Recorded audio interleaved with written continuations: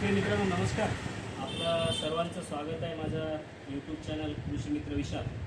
आज आपण सोयाबीनसाठी जो मानमोडीचा प्रकार असतो, शेतकऱ्यांच्या भाषेत मानमोडी, शेंडाळी असं म्हणतात त्याला, त्याची एक थोडीशी पार्श्वभूमी जाणून घेऊया.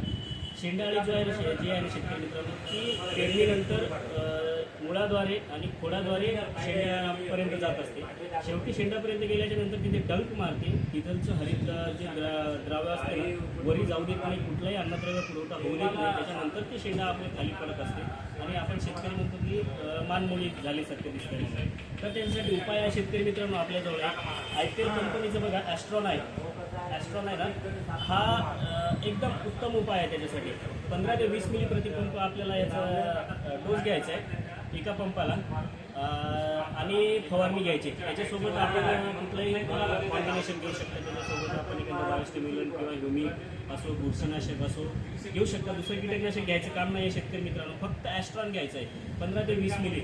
असेच माझे नवनवीन व्हिडिओ पाहण्यासाठी माझा चॅनल कृषी मित्र विशाल लाईक करा, सबस्क्राईब करा आणि शेअर करा. चला, धन्यवाद.